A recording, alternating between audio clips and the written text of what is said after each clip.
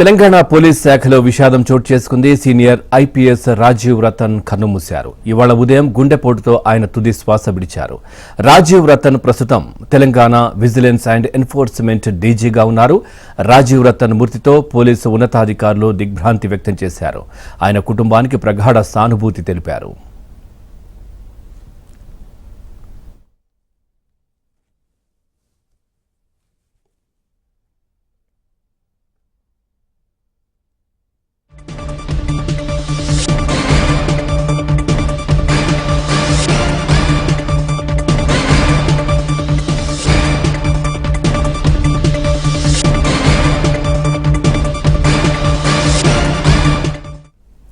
చూస్తున్నాం. తెలంగాణ పోలీస్ శాఖలో విషాదం చోటు చేసుకుంది. సీనియర్ ఐపీఎస్ రాజీవ్ రతన్ కన్నుమూశారు. ఇవాళ ఉదయం గుండెపోటుతో ఆయన తుది శ్వాస విడిచారు. రాజీవ్ రతన్ ప్రస్తుతం తెలంగాణ విజిలెన్స్ అండ్ ఎన్ఫోర్స్మెంట్ డీజీగా ఉన్నారు. రాజీవ్ రతన్ మృతితో పోలీసు ఉన్నతాధికారులు దిగ్భ్రాంతి వ్యక్తం చేశారు.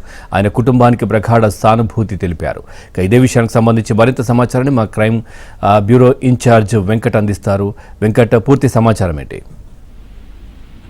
ఈ తెల్లవారుజామున ఐపీఎస్ అధికారి రాజీవ్ రతన్ గుండెపోటుతో మృతి చెందారు. అయితే ఈ ఉదయమే కొద్ది రోజులుగా కొంచెం బాగానే ఉన్నప్పటికీ కూడా ఈ ఉదయం కొంచెం నలతగా ఉందని చెప్పి ఇంట్లో చెప్తున్న సమయంలోనే ఒక్కసారిగా హార్ట్ అటాక్ పెద్ద మొత్తంలో హార్ట్ అటాక్ రావడంతో అతను మృతి చెందినట్లు కూడా ఆయన కుటుంబ సభ్యులు తెలిపారు. మొత్తానికైతే తెలంగాణ పోలీస్ శాఖలో కీలక బాధ్యతలు గతంలో నిర్వహించారు. 1991 ఐపీఎస్ తెలంగాణ కేడర్ చెందిన ఆఫీసర్ జాయిన్ అయినప్పటి నుంచి కూడా అనేక కీలక పదవుల్లో కూడా ఆయన పనిచేశారు.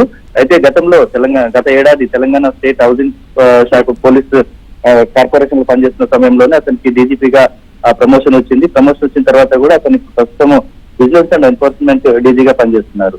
అయితే ఒక్కసారిగా ఈ రోజు 12వ రోజున అతనికి హార్ట్ అటాక్ రావడంతో అతని కుటుంబంలో చాలా విషయాలు నెలకొన్నాయి. తర్వాత అతనితో పనిచేసిన అధికారులు కావచ్చు, తెలంగాణ పోలీసు శాఖ రెండు రాష్ట్రాల్లో ఉన్న పోలీసు అధికారులు కూడా తీవ్రంగా దిగ్భ్రాంతి వ్యక్తం చేస్తున్నారు.